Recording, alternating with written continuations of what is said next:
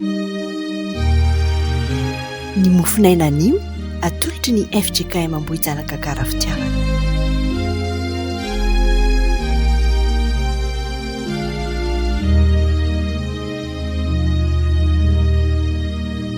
Anio alatsinainy 15 ny volana novambra.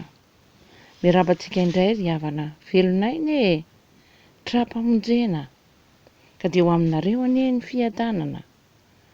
Hiatrika indray izao herinandro vaovao izao isika ary dia mahatsiaro indrindra fa ny fahasoavan'Andriamanitra koa dia omeny antsika mandrakariva. Koa anditsika ry havana iombona hivavaka izao. Ry Andriamanitra ranaisany an-danitro, nisaotra ny dera ny laza ny haja ny voninahitra mandrakizay. Izany no mendrika atolotra ianao ka dia atolotra ianao tokoa amin'ity maraim-baovao tia amin'izao herinandro tiavina izao. Dia misaotra Tompo noho ny fitahiany rehetra, noho ny fitantananao, ny foazonao izay tamin'iny alina ka nanomenao maraim-baovao. Ary raha mindia indray ny tontolon'andronay izay sy ny herinandro vaovao dia mametraka izany eo am-pelantananao. Dia mba ho tarihany fanahy masina mandrakarivana izay ary ianao dia ombo anay amin'izao herinandro vaovao izao. Dia misaotra Tompo fa mpamindra fo tokoa ianao ary manana anjara amin'ny famelan-keliko izay anio. Koa ny fikasanay dia hoe ianao Andriamanitra momba anay mandrakariva ary izay koa dia hanompo anao mandrakariva. Dia avia ary Tompo manatrehanay ka mihaino ny vavaka rehetra izay ataonay ary dia ho voninahitra ao Andriamanitra rery ihany. Izao fitoriana ny filazantsara atao izao amin'ny anaran'i Jesosy. Amen. Dia ny mofinaina voalahatra anio anjarantsika ry havana dia arak'izay hita ao amin'ny bokin'ny Salamo. Dia ny Salamo 7:30 ny 2:12 ka hatramin'ny 2:20 farany. Salamo 7:30 manomboka amin'ny 2:12 ka hatramin'ny 2:20 farany. Amin'ny anaran'i Jesosy ary dia ho vakiako ny teny. Sambatra ny firenena izay manana ny Jehovah ho Andriamaniny dia olona nofidinika alovany. Eny an-danitra no hitsinjovan'i Jehovah. Mijery ny zanak'olombelona rehetra izy ary eo amin'ny fonenany no hijereny ny mponina rehetra ambonin'ny tany. Dia izy mpamorona ny fony izay rehetra sy mpananatra ny asany rehetra. Tsy misy mpanjaka voavonjy hamaroany miaramilany. Ny olo-mahery tsy voavonjy ny haben'ny soavaliny. Ny heriny ary ny soavaly tsy azo itokiana ho famonjena ary tsy mahavonjy ny haben'ny heriny. Indro ny anaran'i Jehovah mamelona mitsinjo ny izay matahotra azy dia izay manantena ny famindram-pony mba hanafaka ny fanahiny amin'ny fahafatesana sy hamelo azy raha misy mosary sy hanjaka kehitriny ny fanahintsika miandry an'i Jehovah, famonjenantsika sy hampingatsika izy fa izy ny falian'ny fontsika. Satria anarany masina no itokintsika. Jehovah aoka ny famindram-ponao hitoetra aminay araka ny anantenanay ianao. Ray masino manamasina anay amin'ny fahamarinana, ny teninao no fahamarinana. Amen. Ao anatin'ny lohahevitra moa tsika ry havana izay tiantsika fiangonana dia hoe tafatoetra ny fony izay miandry an'i Jehovah. Ary ao amin'ny Salamo izao teny izao ka dia mampitodika indrindra ho amin'ny fiderana fankalazana an'Andriamanitra izay ataon'ny mpanao salamo izany ary eo ambonany koa amin'ny mino rehetra ho aminy. Ao amin'ny ity salamo ity ary no angalantsika andininy anankiray mba hampitiana antsika izay voalaza eto. Dia eo amin'ny 2:40 izay mivaky toy izao amin'ny anaran'ity zao tompo hoe eo amin'ny fonenany no ijereny ny mponina rehetra ambonin'ny tany. Eo amin'ny fonenany no ijereny ny mponina rehetra ety ambonin'ny tany. Dia ho amintsika mandrakariva ny fahasoavan'i Jesosy Kristy tompo ry havana. Ny zava-misy eto dia milaza sy maneho ny fahefan'Andriamanitra ary heverina indrindra fa mitarika ny olona ho amin'ny finoana sy ny fatokinan'Andriamanitra izao salamo izao. Eo amin'ny fonenany no ijereny ny mponina rehetra ambonin'ny tany. Ho amintsika ny ry havana ny fahasoavan'i Jesosy Kristy tompo. Indro ry havana miandro ny tompo.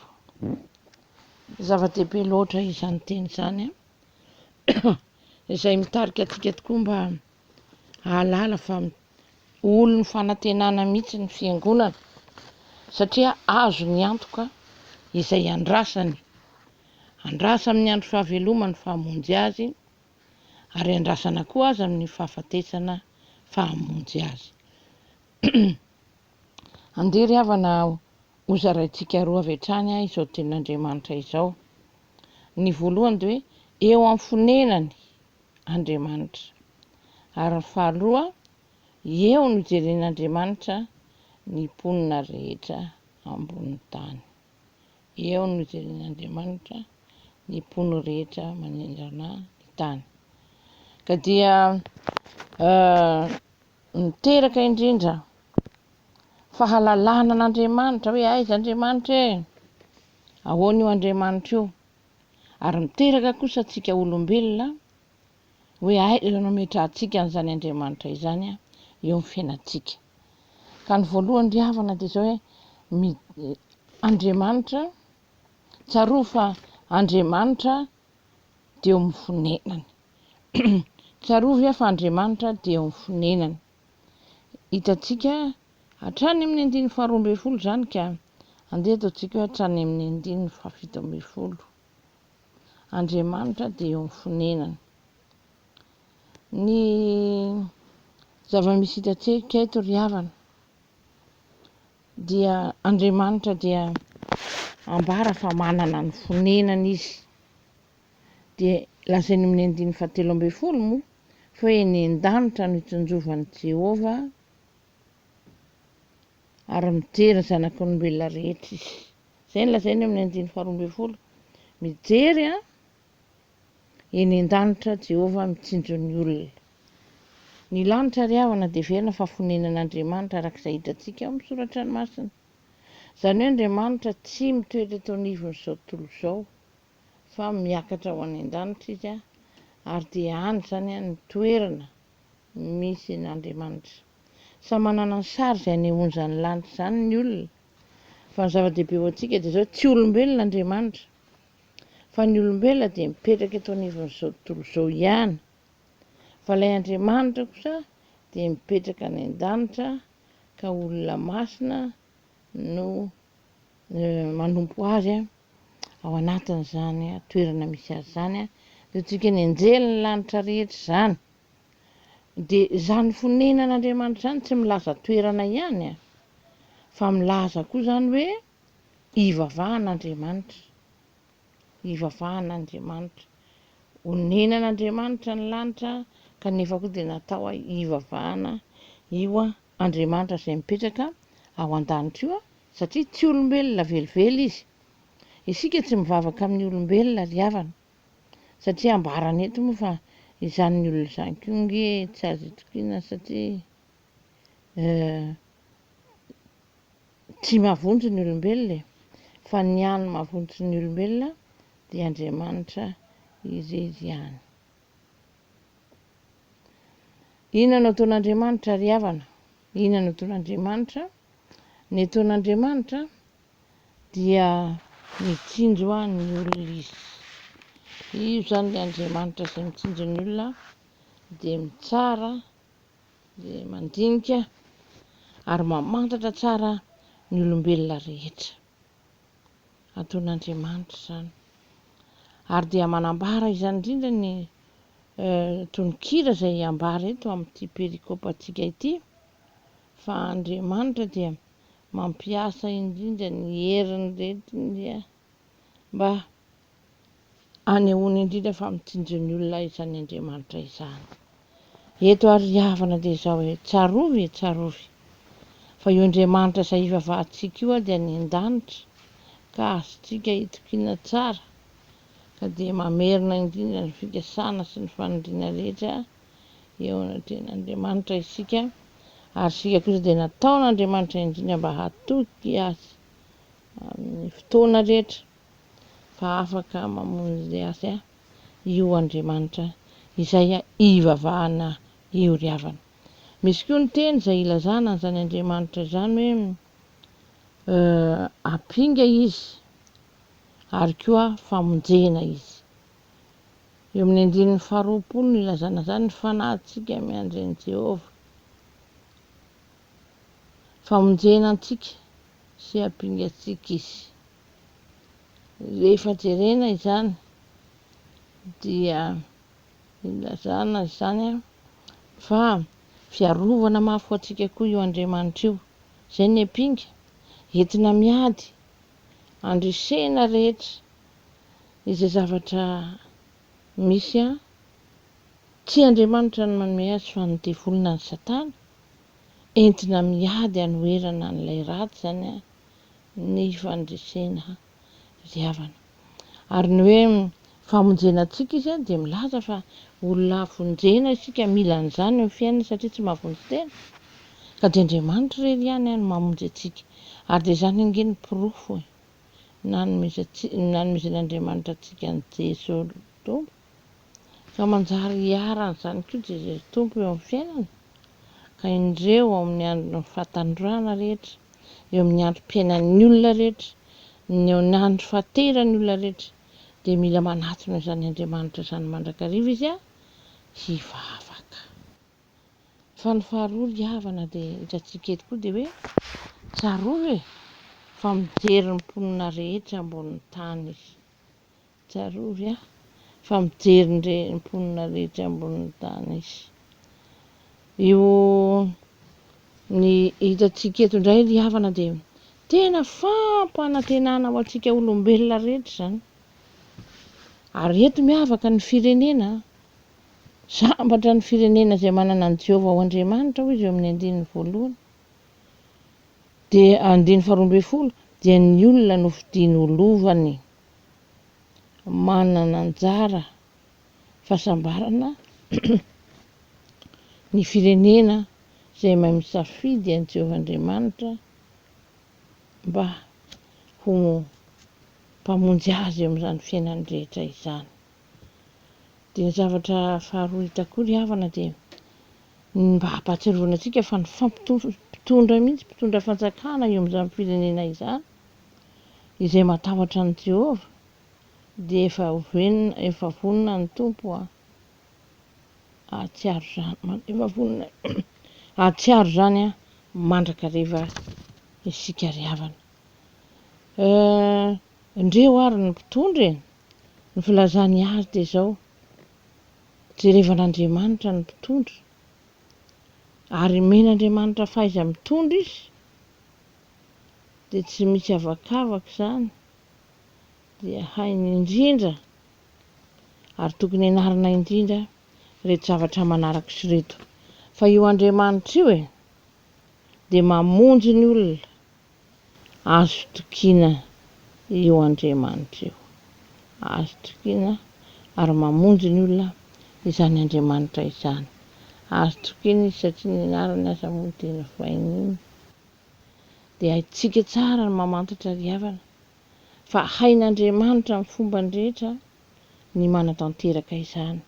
Ka ny mpitondra eto dia antsoina manokana hoe aza matoky tsika hoe tsy ny abian'ny miaramila, ny mpiatafika no ananantsika fahendrena, no ananantsika fandresena eo amin'ny asa izay na ny ady izay ataon'ny mpitondra izany. Ao koa ry havana ny soavaly eo amin'ny 15 dia izao mantsy ny voalaza hoe tsy misy mpanjaka voavonjy hamaroan'ny ny miaramilana. Ny olo-mahery tsy voavonjy ny haben'ny heriny, ny soavaly ny haben'ny heriny. Tsy azo dinganina eo amin'ny tantaran'ny famonjena koa izany. Rehefa malala amin'ny tompo, ny olombelona tsirairay toy izany koa ny vahoaka etsy an-daniny izay entin'izany mpitondra izany dia tokony ho vahoaka manantena ny famondram-pon'Andriamanitra koa. Ary rehefa manantena ny famondram-pon'Andriamanitra dia azo antoka ny fiainany satria misy fiarovana mafy ary misy famonjena ho antsika izay omeny Jesosy Kristy Tompo. Amin'ny alalan'i Jesosy Kristy Tompo ary ny afaka no hanehoan'Andriamanitra izany famonjena izany mba hipaka ary mba ho tanteraka amin'ny olona rehetra. Eto am-pamaranana izany antso lehibe izay ataon'ny ten'Andriamanitra izany ary havana dia isika rehetra mitsy na ny mpitondra na ny vahoaka dia tokony samy hitodika amin'izany Andriamanitra izany ka hiandry io Andriamanitra io ny fanahintsika mba ho afaka amin'izay rehetra mbola manageja izany. Ary rehefa miverina amin'izany Andriamanitra izany tsika dia mba misy fotoana koa mba tokony hieritreretatsika ny asa ny adidy Andriamanitra rehetra ka dia mampahery ianao izao teny izao, mampahery antsika mpitondra ny fanjakana rehetra hatrany amin'ny kely indrindra ka hatrany amin'ny lehibe indrindra fa azontsika hiainana ary ahitantsika famonjena ny finoana izany Andriamanitra izany. Ny famondram-pony naoka antenaintsika mandrakariva fa Andriamanitra afaka mamela heloka izy ary afaka indrindra mitantana ny fiainan'ny mpanompony. Ny tompo ary no ampahery antsika rehetra, misy moa indrindra ny fanantenana izay tokony azo ivelomana mandrakariva ao amin'izany tompo izany ka dia ho feno sy ho tanteraka ary ho lavorary ny endrim-pamonjena izay ataon'Andriamanitra ho antsika eo amin'ny fiainantsika rehetra. Dia ho an'Andriamanitra ny hery havako ny voninahitra fa ao amintsika indrindra kosa ny fiadanana. Amen.